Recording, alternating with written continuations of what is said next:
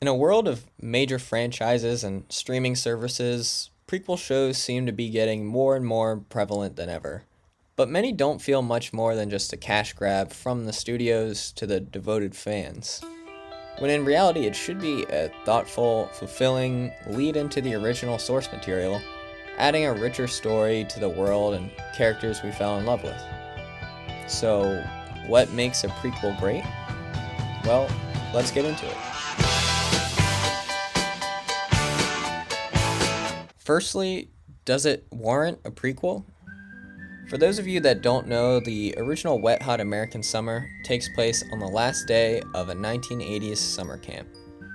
Given its slapstick, surreal humor, its colorful cast of characters, unexplainable causation of events, and its placement as a conclusion to a summer of antics, I think it's actually a perfect example of a film that lends itself to having plenty more of that story to tell. Secondly, can it even work? If the purpose of a prequel is to evoke the same feeling and excitement that we felt with the original, then it needs to do a few things right. Firstly, the tone and format needs to be the same. Too many prequels take steps in blatantly different directions, making it virtually unrecognizable compared to the original source material. Yeah. But this show nailed the essence of the original film perfectly. The tone, the humor, the music, the production design, it's seamless. And I credit that to the people involved. The same creators of the prequel created the original. And this is such a simple concept, but it makes a world of a difference. With the studios having ownership of franchise properties, they have the right to do virtually whatever they want with it, including booting people that they don't like and choosing someone who may bring in more money. But this is not the case here. Netflix brought back the original masterminds behind Wet Hot American Summer, David Wain and Michael Showalter. And they gave it that unique and nurturing touch that was so prevalent with the original. Not only do you get that same creative touch with the original team, but it fosters an environment on set that encourages the cast to return and mirror that same chemistry behind the scenes. And that's the other thing. The original cast, they're all back. And I mean everyone. Bradley Cooper, Amy Poehler, Paul Rudd, Molly Shannon, Elizabeth Banks, everyone. This is an incredible feat, considering how famous most of these actors have become in the past 20 years. The fact that they all came back to return speaks volumes on how influential the original was to their careers. In fact, David Wain said since everyone was so famous, it was impossible to schedule everyone together. So many of the scenes were shot on different days with body doubles or digitally composited together in post. And with the entire original cast, there's also plenty of newcomers, whose fame and humor mesh perfectly with the original cast to build an even bigger, funnier, and more unique atmosphere. I've also noticed there are issues that other prequels have that don't really affect the Wet Hot American Summer prequel. For example, actors aging 10 years older when compared to their original counterpart, or simple plot points conveniently bringing two beloved characters together.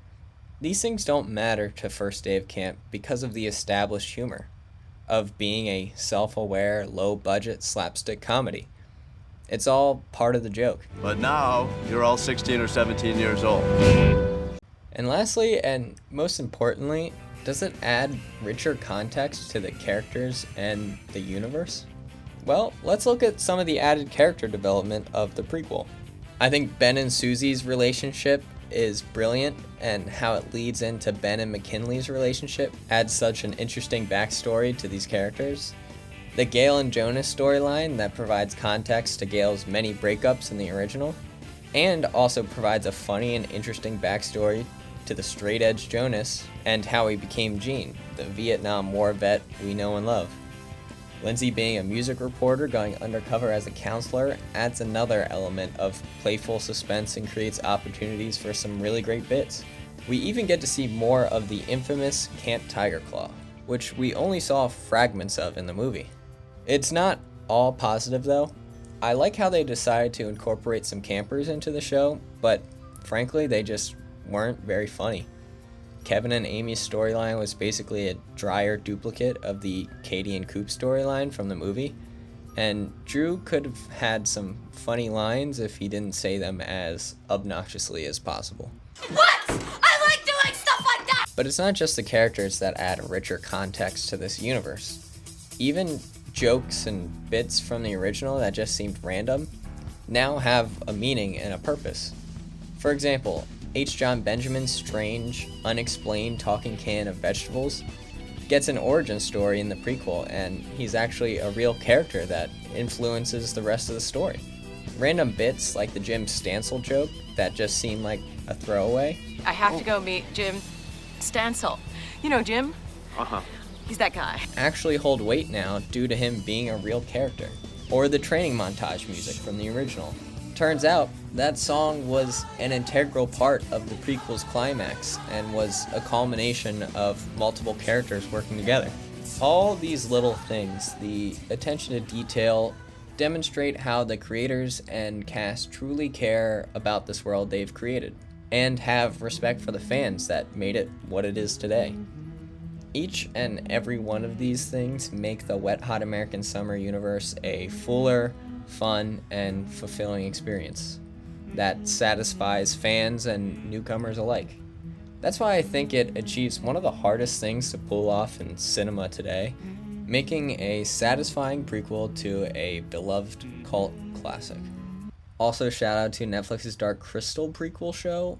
Great job on that too. Show me